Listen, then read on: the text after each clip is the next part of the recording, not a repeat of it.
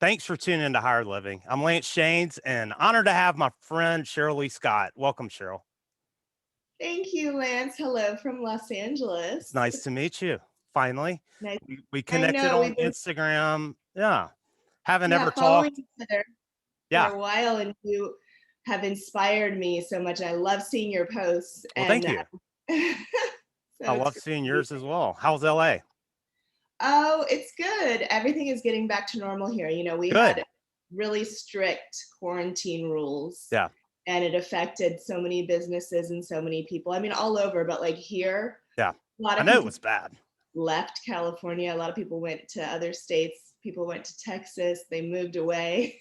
I've got a good friend that was living in LA and he'd been out there since college and just moved back to Tennessee. He's Oh like, I'm wow. done with it. So I know it was tough out there. How was I that? well, just on a side note, I was born and raised here. Yeah. So my parents live here, and I have two small kids, well, 8 and 10, and Yeah. I really wanted to be able to see them. So they were Mhm. our quarantine pod. And my ex-husband and his wife and her 15-year-old daughter live around the corner from me. Oh, that's So good. we all work together to like be really careful. Mhm. And it was scary for a while because my Mhm. daughter has had pneumonia twice, and I was really worried. Mhm. um, and the kids finally just went back to school after over a year, Wow. and they have to wear a mask all day long. There's no vaccine for kids under 12 yet. They're Yeah. testing at Stanford and Yale, I believe, or Harvard, for kids 12 to 16, but 16 and up can get the vaccine. But Yeah. So yeah, did anyone in your group get COVID? I have a brother that lives in Arizona, Mhm. and he and his family did. I think that they weren't as being as protective Mhm. as it's a different country in Arizona. Well, that's what I've learned. Like I have friends in Chicago and I was up there over the summer. Obviously known some people in California, New York. Like it's really almost like it's so different from state to state. And they were all fine. I mean, they got a bad cold, Yeah. but thankfully they did okay. But it was so, to everyone, it was so frightening in the beginning. And I was raised by a germaphobe. I mean, my dad would say, don't touch your eye, use the inside of your shirt. Like, Yeah. he's like, if somebody sneezes, you get away from them. Yeah. So I was raised by someone who his father survived the Spanish flu. As Okay, he was gotcha. born in 1909 in Pittsburgh, they came Mhm. out here. My dad's family came to LA in the 1930s. Mhm. So my family's almost been here 100 years. And yeah, so now to see the whole world be be I know. germaphobes, I have to laugh at it because I I know. mean, You've been there your whole life, right? yeah, I'm like, welcome to my family. Oh yeah. And I mean, I've got a friend in England, like it's crazy. They have like COVID marshals, like they'll walk around stores and like write tickets if your mask is like below your nose or whatever. It's just different everywhere right now. Well, it's confusing now because the president went on and said that people who've been vaccinated, you don't have to wear a mask inside. Yeah. So, but private companies, they Hmm. still probably are afraid of liability if someone's saying they got sick from being in a place. So Hmm. everyone's still wearing masks inside stores. So I'm not sure what the actual protocol. I think in California we have some sort of mandate until Yeah. June or something. So They it's just lifted our statewide at the end of April, but like certain cities, if I go downtown to Birmingham, there are certain places they're not letting you in, period, without one. So, it looks so beautiful there. You oh, look like thank you. you're in the woods. I am. Like, I get to watch deer. I just moved a couple months ago from a house about 8 miles away. I raised my kids in, and yeah, it's Oh, very peaceful. There's like deer that walk around back there all day and stuff. So it's neat. how old are your kids? I didn't, 19 and 17. oh my God, I didn't know you had kids. I Wow. did. Yep. So you've already been there, done that. I have. I have. I got an early start. So yeah, my son's just finished up his freshman year. He went to Auburn where I went, and daughter's finishing up her junior year. So Oh, nice. yeah. Wow. Yeah. They grow fast, but enjoy every phase. So would you say yours are 8 and 10? Yeah, my boy is 10 and my girl is 8. They're in third and fourth grade. Okay, So cool. So how yeah. are things in LA? Like how are like I always love Venice and Santa Monica, and I've seen a lot of stuff about more tense stuff. Is that getting bad or Well, coincidentally, I mean, I have a personal story about that because I have a brother who is homeless. wow? And I don't know if I told you that, but I don't think so. he lives in South Pasadena, which Mhm.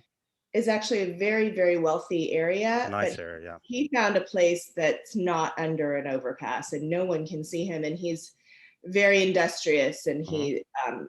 he unfortunately is addicted to smoking heroin. He Oh, got wow. addicted to opioids. Yeah, it's rough. He's been homeless for 2 years, and we've tried to help him, but it's difficult when someone has an addiction like that. We all have our own addictions, right? Absolutely, I agree. That one, he had a great career in the movie industry, and he got addicted to Vicodin first and then pills, and doctors would just give them the pills back in the day, and they could Yeah. go to pharmacies. I mean, if you've seen that documentary, The Pharmacist, when everything changed through the regulations, and somehow he doesn't like needles, Mhm. so he isn't using that way, which Yeah. actually is like a lesser form because you don't get as high Mhm. with a needle. Supposedly, I'd Yeah. never tried this, but I made a little movie about him, and so there's always been homelessness in LA Yeah. and different neighborhoods like Venice. There's parts of it where people would park their campers, and it's definitely gotten way worse. Yeah. I live close to Venice, and I love going there, and I love, like, I posted a video to my new page, which is the Psychic Love Healing page, that Mhm. we can talk about that. But uh, a guy that was there, the roller skating area where like the skateboards are in Venice Oh, Beach yeah. 2 nights I ago. skated down there, yeah. It's so fun. And then there was a guy there next to his tent, and he's dancing to the music. And it's like, what I love about that area is the eclectic mix. Yeah.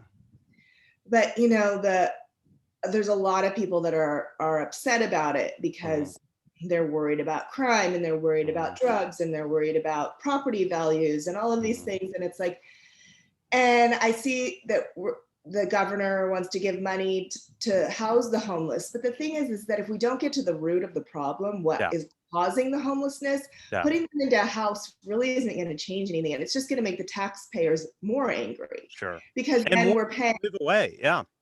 Yeah, we're essentially paying for people to live in a place where they can do drugs. Yeah. And I mean, I feel like I can speak on it because I have a brother who is a homeless drug addict, Yeah. and he's not violent. And Mhm. he's seen his friends though die like in transactions. And Yeah. I mean, it's definitely like gives me a different perspective on it. But I mean, the tent cities, like in Mhm. the valley near Universal Studios, there's a whole parking lot full of tents. And Yeah. I don't know, I mean, out here you can live outside all year round. Yeah. So And the cost of living too, like a lot. I mean, there's so many. I mean, I have a lot of empathy for people that are addicts that are down and out. I mean, I think everybody goes through something, and like it's a tough one though with the addiction because like I think it's until someone's really ready to stop and make a change, it's really tough to get them to change.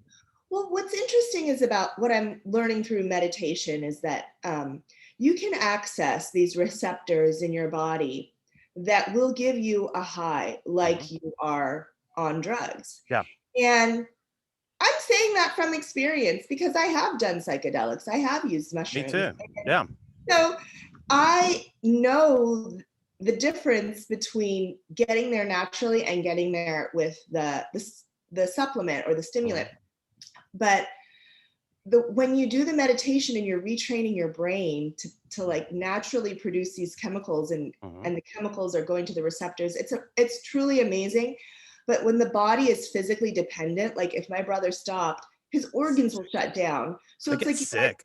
yeah, like he got super sick a couple of months ago, and he came home to my parents for the first time in 2 years. Yeah, And he was so ill, because there's so many side effects of heroin, and mhm, then who knows what it's cut with, yeah. Oh yeah, so in order though to like for him to be in a mindset where someone could guide him off of it, mhm. like in order to go to those places, Passages Malibu, they're $90,000 a month. Like, Wow. that's a luxury. Yeah, That's a luxury to be able to get that type of treatment. And I know very wealthy, uh, privileged people who have died from OxyContin. it doesn't Uh, discriminate. That's for sure. no, like this one guy tried to go and get treatment, an alternative treatment in Mexico, and he died on his private jet on the way back to America. And he was Wow. in his 50s and had kids, Yeah, and was from a very wealthy legacy American family, and yeah. he couldn't get better. And it was from a prescription drug addiction. And that's the thing that's so sickening about it, because there's so many people that, would have never gone to that. Like they get, hell, my son had to get surgery like for a sports injury, and we Mhm. told the doctors, like, the orthopedic surgeon, like, he doesn't want any pain pills. Like, I've taught my kids, like, stay away from pills, stay away from that Yeah. stuff. And they prescribed him a ton of them. We didn't fill them, but I'm still like, we already told them, no, we don't want this. But how many people? It's like they're getting a kickback or something. I don't know. I mean, I don't want to just villainize doctors, but so many people who aren't aware and would just take it and then they can't get off of it. Yeah. And I mean, when I gave birth to my first baby, I really tried to have both kids without an epidural because my mom gave birth to three of us naturally. And I was like, oh, Yeah. I can do it. Yeah. And I'm strong and a Yeah. big girl. So I thought I could do it. And I ended up having to get a shot of fentanyl, which is like heavy duty morphine, and it's an Yeah. opioid. And it leaves your system, but of course I didn't want it, but then I was in so much pain.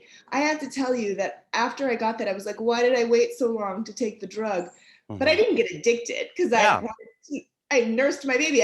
And I wasn't like, I was in a different mindset. I was getting Sure. high from that Yeah. afterwards, because you actually, when you're nursing, you release the natural form of OxyContin, so oxytocin. Oxytocin, So yeah, that's what I was your looking for. body releases it naturally, and it's the bonding hormone. So you're making, like, it's nature's way of bonding you and giving you that natural inspiration to bond with your child, which is crazy, but we Yeah. have all this inside of us. So that's what I love about meditation. Mm-hmm. And the psychic part that I was talking about. So during quarantine, I trained to become an intuitive healer. I'm certified. I've taken an advanced course, and I'm also training as a medium, and I've accessed a part of me that can go to another dimension and really check into the vibrations of post-material bodies, which sounds crazy, but when you think about it, we're all energy, and our consciousness doesn't have to do with our physical body. So the consciousness, it remains here even after our physical body dies. Sure. And you can tap into the energy from these beings and get messages. And so there's different clairs. Some people get it through taste, some people get it through smell, through vision, through sound, all different ways. And for me, I see the people and they do speak to me, but I have to be in a meditative state, and then I do a drawing, and I can do a drawing for whoever I'm doing a healing for, but I can also do past lives and just overall healings, like relationship healings. And this is all through accessing your third eye, your pineal gland, and really clearing it out. And I'm not saying that I'm walking around in a state of like psychic ability at any given time. I can't. Sure. You're not a fortune teller. You're not just like predicting the future. Miss Clea. But it's really cool practice for anyone to learn. And we all, what we were talking about earlier before we got on, we all have these psychic abilities, and it's just a matter of whether or not you can tap into it. And I think more and more people are being led to tap into that.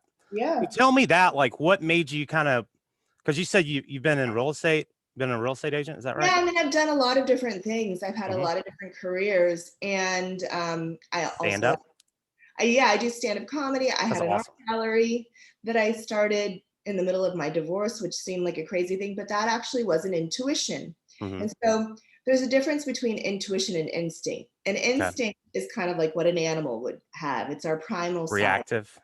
It's our reactive, that we are trying to do something that might not be good for us, but our body is telling us to do it. And so that is not, that gut instinct is not your intuition. It's not your actual knowingness of what is right for you in the situation. Otherwise, we'd be punching each other all the time.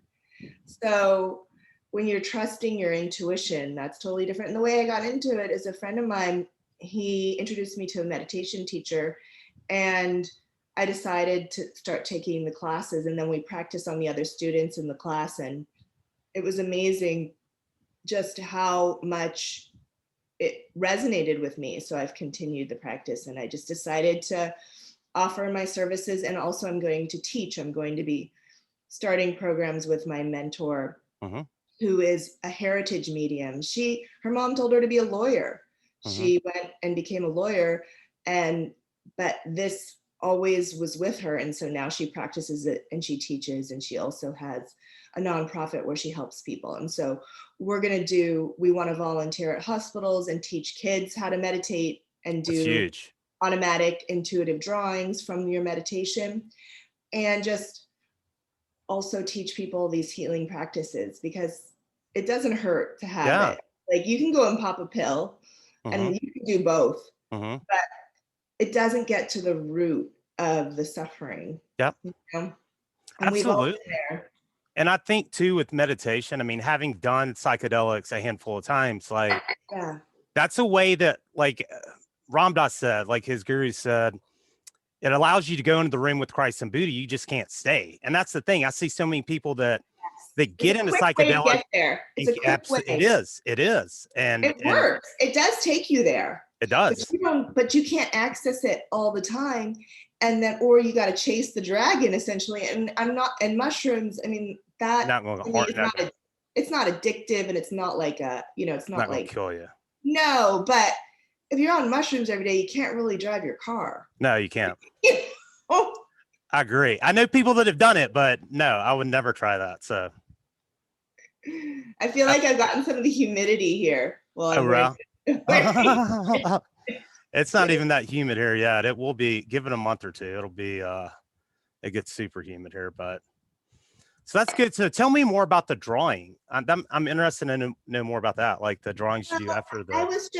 I've always drawn ever since I was a child, and my grandmother was really great at drawing. And what's interesting is that what I've learned through this practice is that if you have a skill that you're really good at and you don't know why, it could be that you were an artist in a past life. That's and true. I was told by an Eastern astrologist that I was an artist in a past life. And at the time, this is a couple of years ago, I wasn't really like sure about his predictions. He does like good and bad weeks of the year and your animal totem, and it's really interesting. But now that I've learned more about it, I can see how we have these feelings and all of these memories, this karma that we don't even know why, and it could have been from an experience, because we're all different souls. So you can have two siblings, one can draw and one can't, because you're not actually the same soul. You're two different souls. But I just decided to start doing drawings when I was doing readings, to show the people what I was seeing. And everybody can draw in their own way. You don't have to draw perfectly. Like my mom always thought she couldn't draw. And I'm like, but if you believe that, then you can't. Correct. And it's just like manifesting in general. Like if you believe it, you will or you won't. And I have just been drawing and showing people like what I see. And then it kind of helps them with the memory of the session too. That's cool. So, I mean, I meditate and I have drawn, like I've always been good at drawing. I can't do like faces, but I can like look at something and like house or building or structure and pretty much draw it. But cool. Sometimes I don't see faces. It's interesting you said faces, because I've seen faces, and I saw a face come to me when I was driving a couple of weeks ago, and I was going to meet on the phone with my meditation coach and my mediumship teacher. And a man came to me, and probably in the past, I would have just ignored it. I wouldn't have even like, I think that we have all these, we see all this stuff our whole lives, but we're not taught to tap into it. Yeah. So, a thought comes and you don't realize that it might be a psychic message. Yeah, absolutely. And then during that session, Howard Hughes came to me, and that sounds psychotic, but not really. Psychic and psychotic are the same root etymology. So, and I mean, he told me who he was, and he talked to me, and I could see, I don't know what he looks like. I didn't. This is during meditation?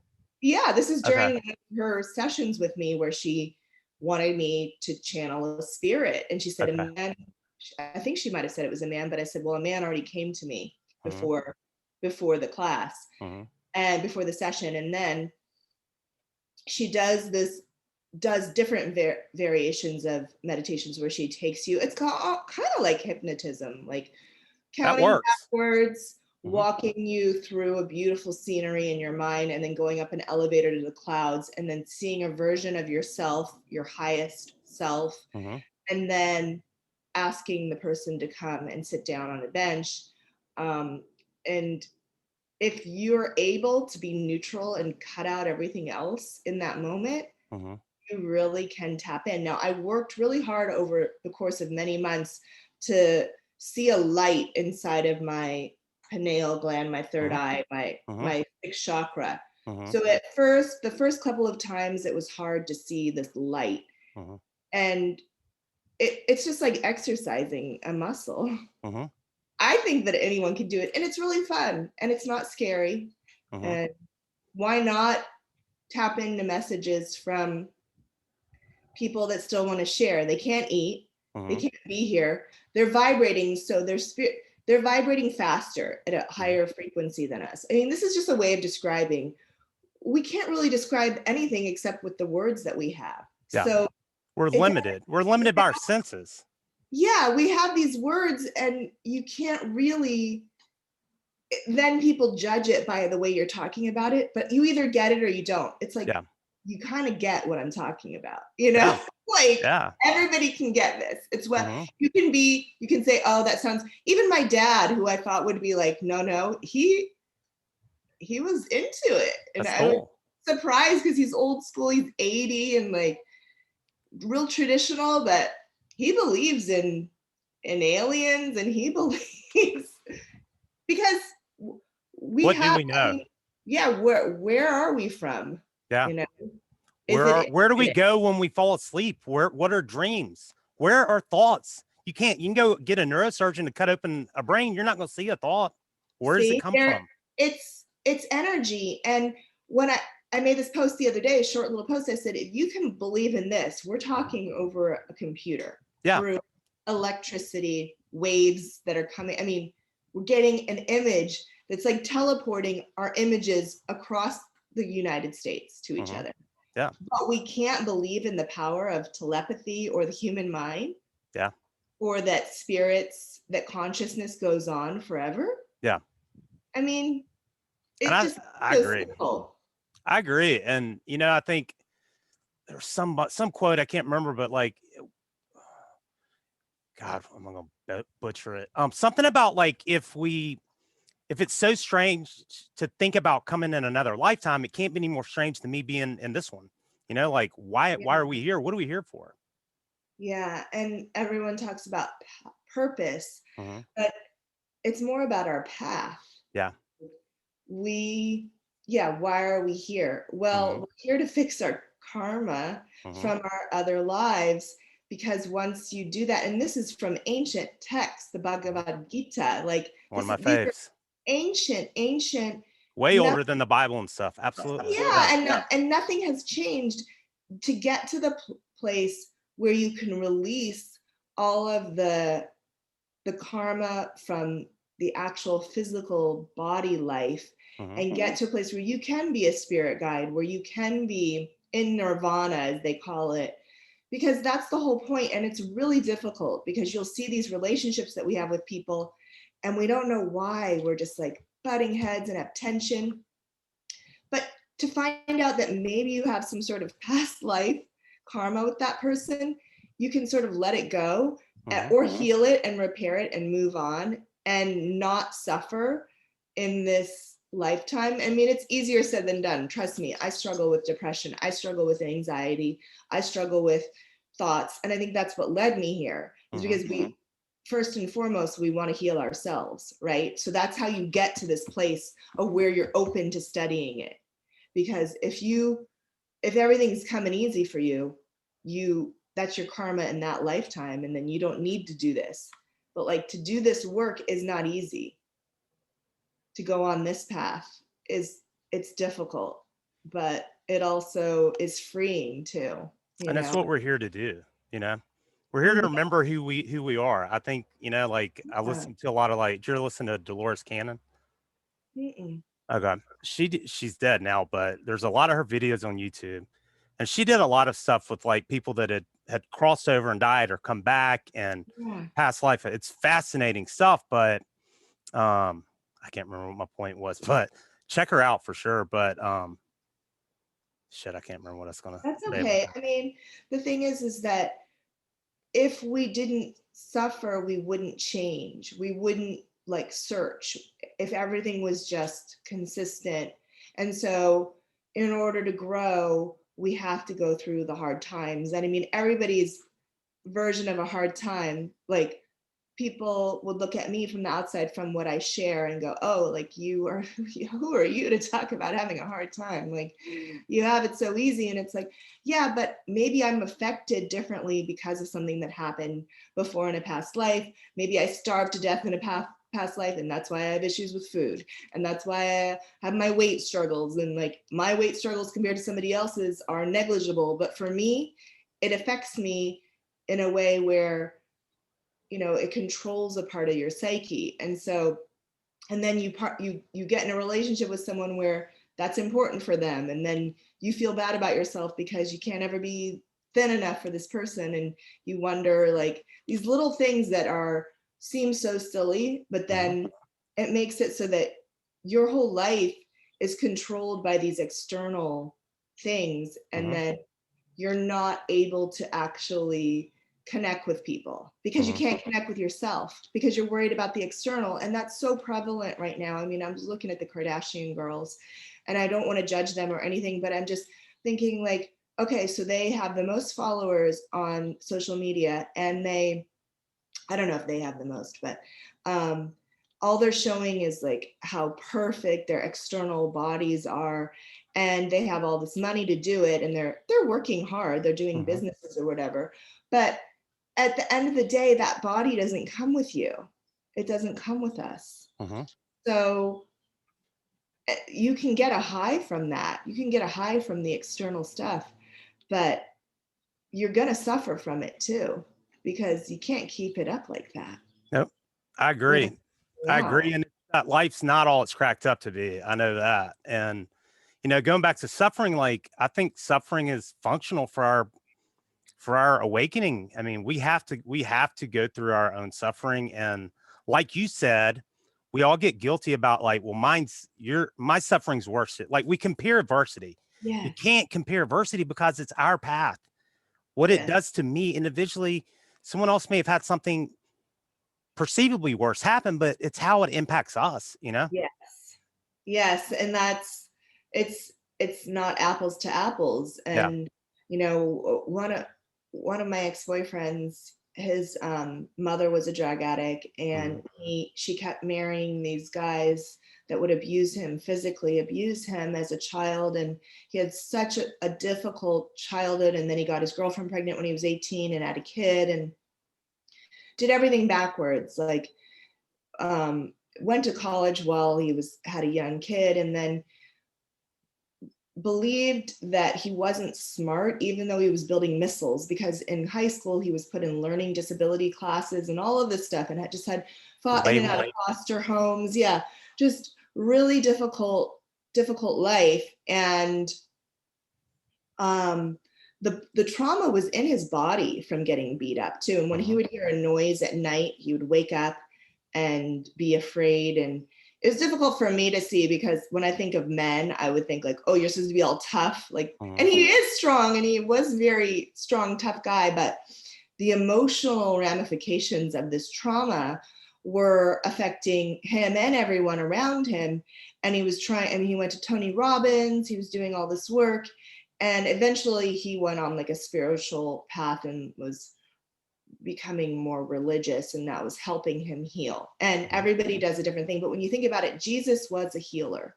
Jesus Mhm. is a healer. Mhm. And so to be like Jesus, to be like any of these prophets, to help people feel better about themselves, we can all do that. And it's not about like separating religion, Mhm.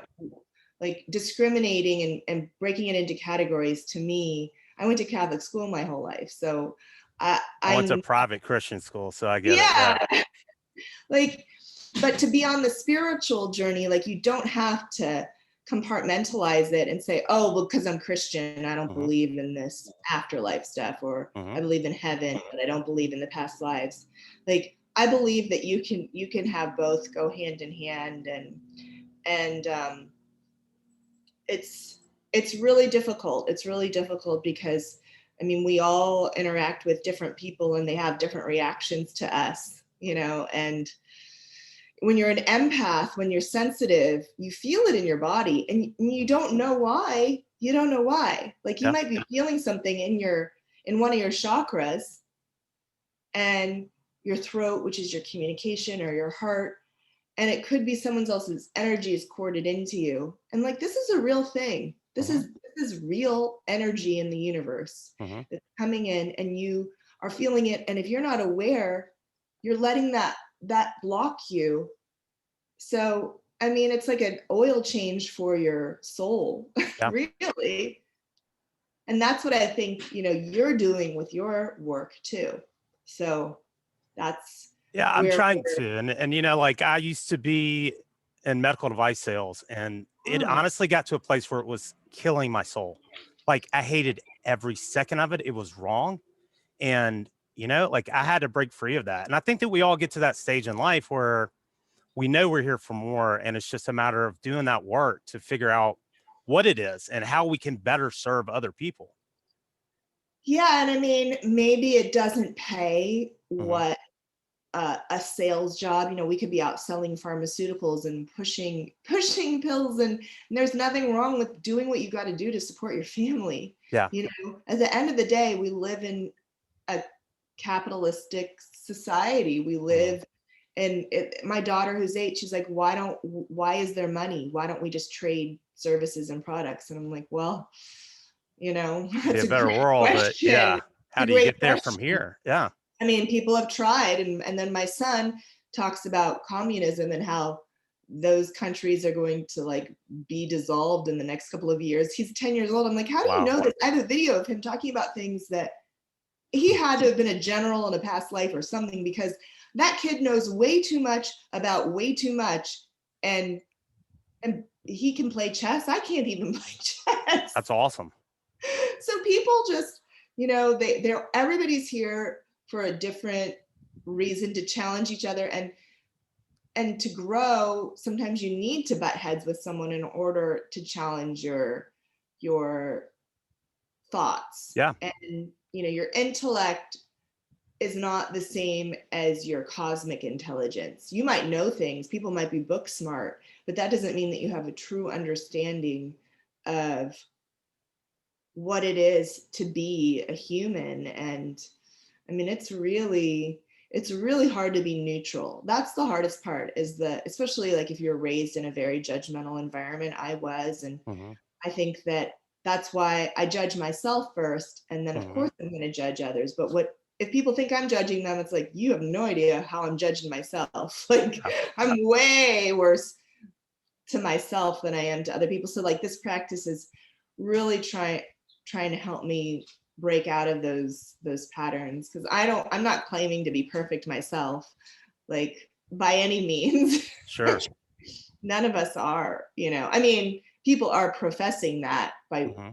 by what they're showing, but that's really to cover up a void. I think it's to, if you make everything perfect in your life on the outside, then you don't have to think about the lack, Hmm.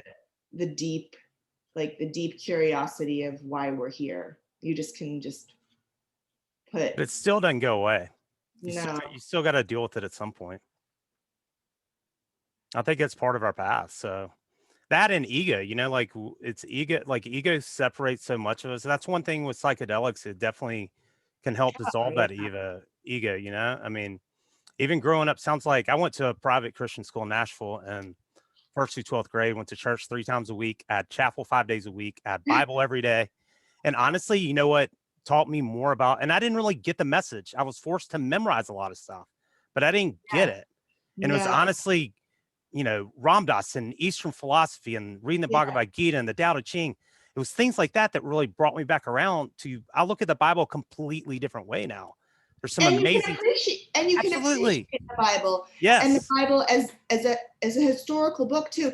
I agree with you. Went to Catholic school for 12 years. Then when I went to UCLA and I took a history of religion class and learned about Taoism and Buddhism, and also I took a history of Iran and learning about the Quran and different philosophies. That is when, same as you, really opened my eyes to the spirituality. And I mean, Ram Dass is amazing, and a friend of mine did a documentary about him and Timothy Leary. And yeah, Oh, really? What was it? I'll have to send it to I you. think I've seen, is it on Netflix? There's one with both of them. Years ago. Okay. I forget what it's called. And the psychedelics, like when I first did mushrooms, it was for a spiritual journey. And I remember saying to myself, oh my God, I can see my hand. I can see it for the first time. I could actually stop my mind and see my body. And it was something so surreal. Like and then you see a whole nother universe inside of a tree, and you go to the place that you can get to in meditation where it's like an out-of-body experience. And I know a lot of people do ayahuasca. My ex-boyfriend that I talked about, who had been abused, he's done ayahuasca 11 times. Wow. And I mean, that is the root of ayahuasca is DMT, which or produces DMT, which is that psychedelic that your brain can possibly manufacture from the pineal gland, from the third eye, which brings you to your higher self. But then you're accessing it in that moment, but then are you continuing it like all the time? So like, does it actually heal you to do those treatments? I mean, maybe some people have, I know some people that have had one session and like, I mean, even like iboga, which is apparently a pretty hairy one, pretty scary journey. I don't know anyone that's done it, but it's similar to ayahuasca, but I think it's got close to an 80-something% success rate for curing opiates. What is it called? Iboga.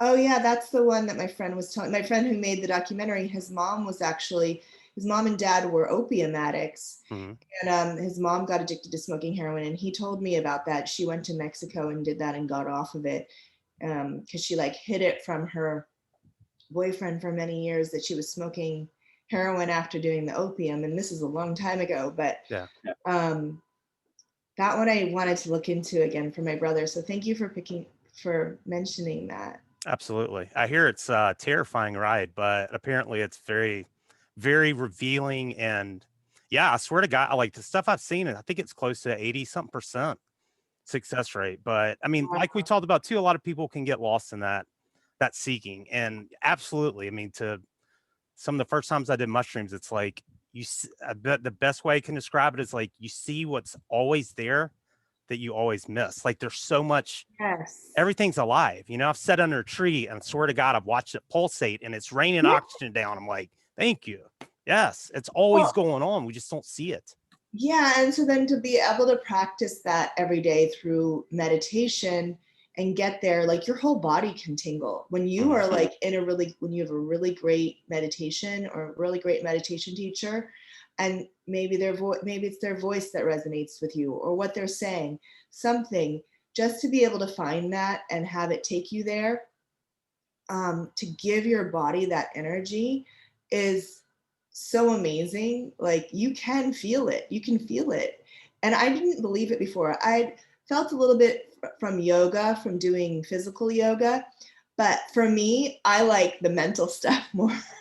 I mean, I know the yoga is good for you physically too, but there's also the practice of mental yoga. So there's, yoga is not just a physical thing, but meditation is really, really unbelievable. And I mean, we should be teaching it in schools to. I agree completely. Have to shit. My daughter's like struggle with like some math stuff. I'm like, when is she ever going to use calculus? Oh, I know. I Oh, mean, and like kids feel dumb and like because they don't do well on like a test or something, they need to be learning more important shit. I agree I completely. slept through calculus. Yeah. I went into UCLA pre-med because everyone's like, oh, you're so smart, you should be a doctor. And it was an 8 a.m. class, and I didn't have my mom to wake me up, and I got my first F in my life. I mean, It you took know, me 3 years to get out of. I had to take 3 math courses at Auburn for business, and it took me 3 years. I kept having to. I failed out of the gates, didn't know what I was doing. Then it's I learned not to drop them. intuitive. It's It's not, not. It's useless. I've yeah. got a finance degree. I've not really used it at all. Like all that crap that I sat in class and crammed But for. we don't teach psychic No, meditation. We we don't don't. teach people. We don't teach people how to listen to their intuition, but we'll teach you calculus. Yeah, exactly. I That'll come in mean, handy. where are our tax dollars going? Agree. So Well, let's maybe, talk. What's yeah, that? maybe that's what we need to do. I think so. And I think it's starting to more. I think that we're definitely experiencing a global awakening, a shift to 5D. I think that there's a timeline split that's happening. And I think that more and more people are waking up. And I think that hopefully, people are opening up to these things. So let's talk about meditation since you're somewhat of an expert. You're trained in it and obviously are getting the good benefits. So for the average person that's watching this or listening, that maybe says, "Well, I can't meditate. It's hard for me. I can't stop thinking." Like, what would you say to that person? Well, if you learn a basic tool, this is just like a quick thing, like close your eyes and think of a rose flower Mhm. and then let it suck out any of your anxiety and put it into the rose and then send the rose off into the universe. Like, look how short that is. That's a really short tool and exercise that you could use. And like, as a way to kind of be the bridge to meditating. I mean, you can do a 5-minute meditation. Mhm. You can listen to Deepak Chopra on YouTube for 5 minutes and use. I was one of those people that said I couldn't do it. Mhm. I was one of those, I totally can relate. And the thing is, the benefits from it are so worth it that it doesn't take that much time. And you don't have to do it every day, but if it helps you, Mhm. how is it any different than brushing your teeth? Yeah. So what I mean, changed for you? Because you said you didn't think you could. Obviously, that's changing. yeah, I mean, my ex-boyfriend that had a lot of trauma, we did Landmark together, which was created by um, Werner Eckhart in the 70s, and he did a lot of work on retraining people's brains. And I listened to a lot of lectures. I listened to Abraham Hicks with him. I listened to Love Deepak Abraham Hicks. Chopra. Yeah, and I just really wanted to help him because I'm Mhm. like, oh, he's the one that needs to heal.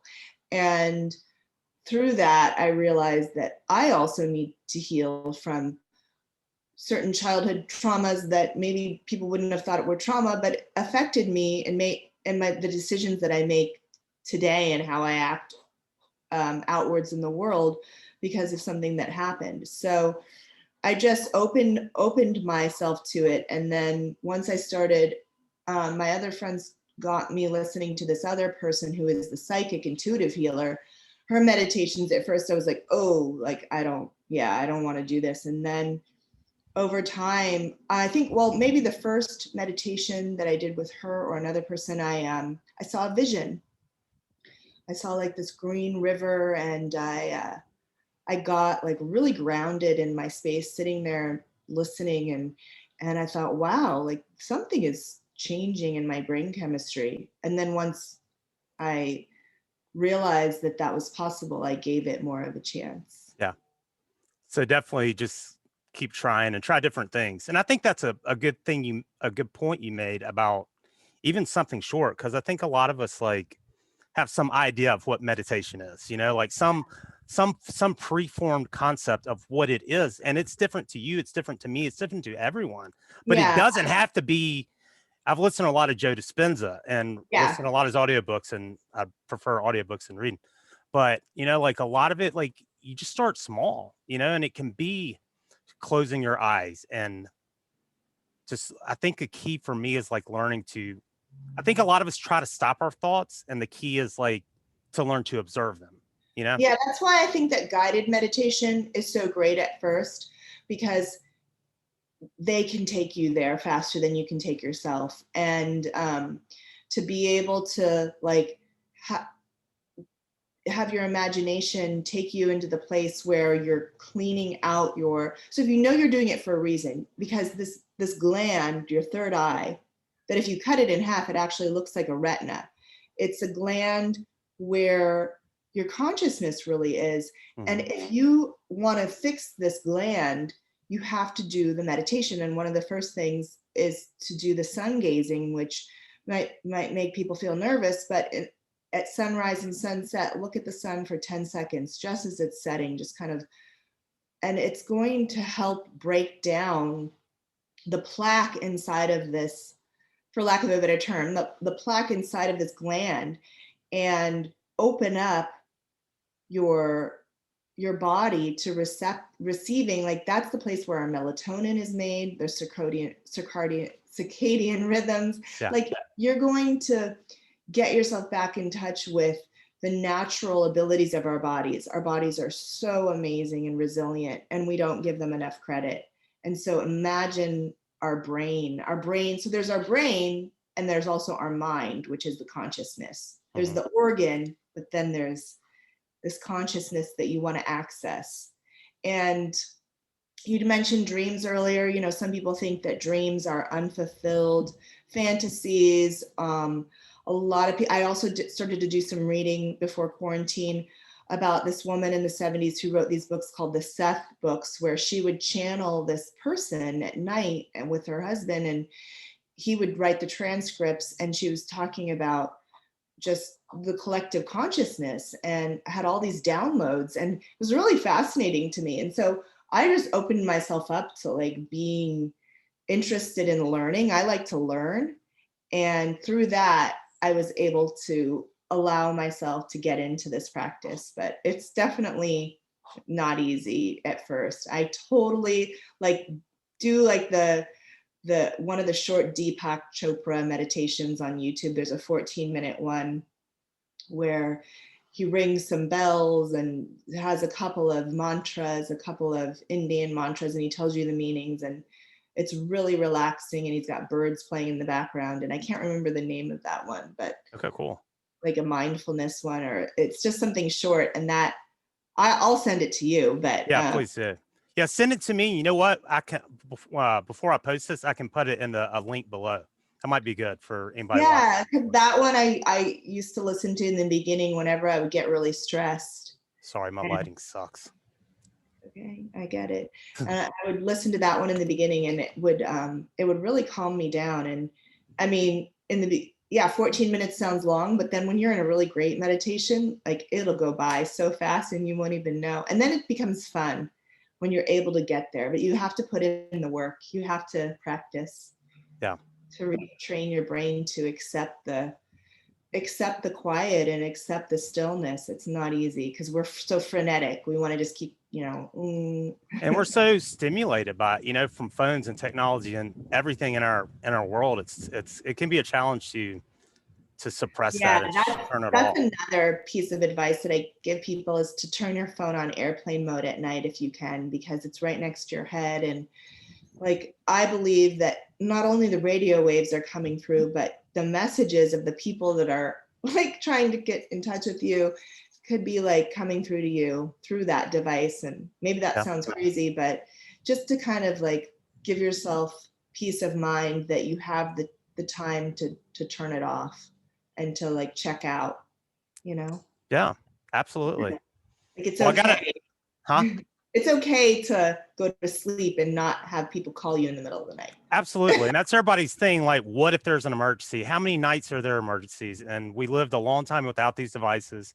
Another thing too is like first thing in the morning, everybody's grabbing their phone. I try to like let mine be for like 20 or 30 minutes to start my day, because when you grab your phone, you're immediately getting pulled back to yesterday, to everybody else's needs and emails and news and shit that's going to influence you the rest of the day.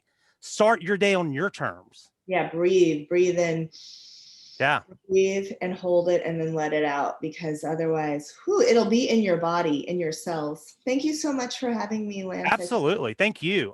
Where can everybody find you? I'll have links down below, but Oh yeah, well, my psychic page is Psychic Love Healing LA, and my personal page is Cheryl Lee Scott, Cheryl with a C. That's Instagram, and I put a lot of stuff on Instagram. So I've got to ask you before we go about your stand up. I saw a oh couple. That's yeah, awesome. What made you thanks. start I doing that? started doing stand up when I was 40. Okay, cool.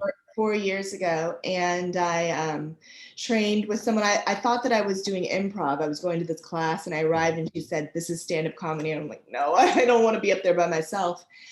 But I found a tribe of people that totally connected with me, and I vibed with them, and I got to perform at the Hollywood Improv, and then I was recruited to perform at the Comedy Store in a show once a month, and it just felt really good to me. And it's definitely not easy to get up on stage, but it's fun, and it's another way of healing people. They don't want you to mess up, so I love doing it, and it's hard. It takes a lot of practice, but I have a great comedy coach, and she's an amazing person. And I'm doing a show online on June 2nd. Yeah. Oh, you are awesome. Well, Yeah. keep me posted. Send me that. Like, I saw a couple of your videos on your YouTube channel. Very natural. Like, and I'm sure that's Oh, tough to do. yeah, took a lot of practice. That looks natural, but I memorized the heck out of that set. Yeah. And then once you memorize it, then you can improv and play within. But you have to give those people credit, because they're not just up there riffing. They they practice. The really good comedians, the successful comedians, they do a lot of work on writing, and it's amazing. It's fun. It's just a fun thing to do. Well, good for you. Well, Thank thank you. you so much for coming on. And I'll put all the links down below, and love to have you on some other time if you want to come back. So thank Okay, you thanks, so much. Lance. All right. Thanks, Take Cheryl. care. Take Bye-bye. care. Bye-bye.